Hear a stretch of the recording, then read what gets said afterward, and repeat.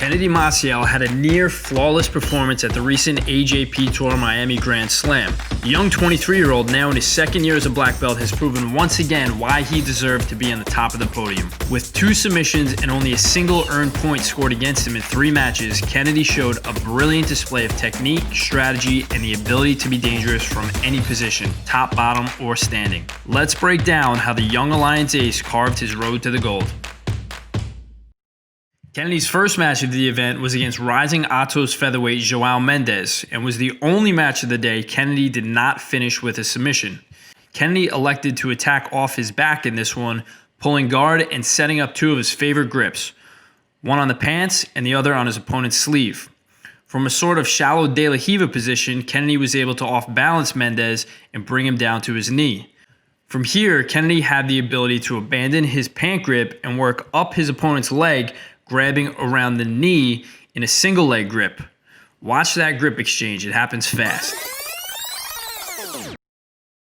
Now with the single leg and a far sleeve grip, Kennedy is in the perfect position to come up to his feet for the takedown.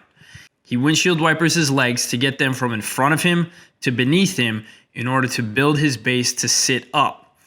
Now he can stand with the single leg while still controlling that far arm. While standing, Kennedy makes a small adjustment with his single leg grip from around the leg to the far collar. He also abandons the sleeve grip for that same collar, which puts an immense amount of pressure on his opponent's posture. With one quick motion, Kennedy runs the pipe and puts Mendes to his back, scoring the 2 points he needed to win the match. He kept the lead by forcing heavy pressure from the top position until the time ran out. In the semifinal, Kennedy turned up the heat, first outscoring his opponent, Rodrigo Cardoso, then finishing him with a triangle armbar to earn his place in the final. Let's see how he did it. Instead of pulling guard in this match, Kennedy strategically faked a double guard pull and quickly grabbed his opponent's ankle while he was in the air. This scored Kennedy a quick 2 points for the takedown to start the match ahead. From the top position, Kennedy earned favorable grips by quickly grabbing around his opponent's head. This grip allowed Kennedy to close the space and begin to smother Cardoso. With his opponent's legs folded together, Kennedy moved to a crossface, which he eventually turned into a crossface with his opponent's lapel. This is an extremely secure grip that allows you to torque your opponent's upper spine in one direction with their legs folded in the other. Inevitably, Cardoso was forced to do something to alleviate the torque and prevent the pass.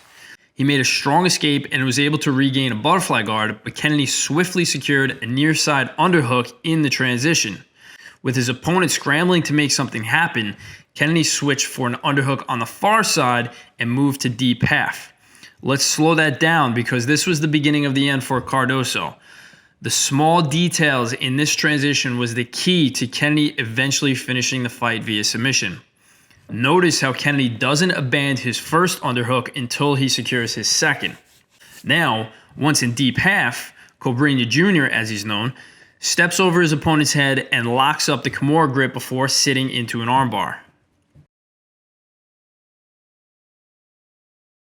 Cardoso defends well, but Kennedy has the answer. Cardoso uses a rear naked choke style grip to prevent Kennedy from extending his arm. This works for a while, but when Cardoso lets go of the grip momentarily to free Kennedy's top leg from his head in an attempt to escape, Kennedy is able to create just enough space in Cardoso's arms to slide his foot inside and around Cardoso's head. Because Kennedy was patient and didn't force the armbar, he was able to capitalize on his opponent's mistake and transition almost effortlessly into the triangle. Now, forcing Cardoso to defend the triangle and the armbar, Kennedy has a double attack and elects to attack the arm. He extends Cardoso's arm and torques it back over his thigh, extending the shoulder and elbow simultaneously. This type of submission would have anyone tapping in seconds, regardless of size or skill.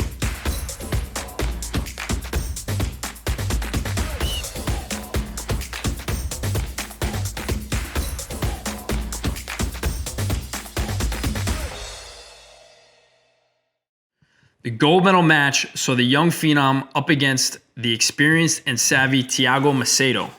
Both lightweights elected for the double guard pull to start the match, ultimately with Macedo coming up to the top position to earn the point. Kennedy again went for a grip on the pants and one on the sleeve, but quickly switched for one on the collar instead. With these grips in place, Kennedy simply pushed and pulled, off-balancing his opponents, and came up to his feet in a scrappy sweep attempt. Macedo defended the sweep by holding on to a single leg to prevent Kennedy from coming on top. Kennedy countered, however, throwing his opponent's hips to the mat. Once there, he made a smooth hip switch to reach a sort of crucifix position, securing the Kimura grip once again.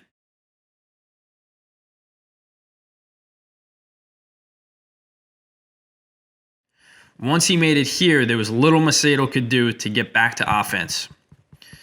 Macedo made the right decision by escaping the legs portion of the crucifix and turning into his opponent to try to come on top, but Kennedy was ready for it. He made a small attempt at taking the back, but stayed relentless on the arm. With the Kimura trap in place, Kennedy inverted and threw his leg over Macedo's head. This position allowed Kennedy to put tremendous pressure on the shoulder, forcing Macedo to roll over to defend. It was only a matter of time before Kennedy could find the traditional armbar, all while never letting go of the Kimura. Macedo defended with the S grip, but a patient Kennedy Maciel allowed his opponent's grip to tire, then simply put a foot in the bicep to break the lock and extend the arm.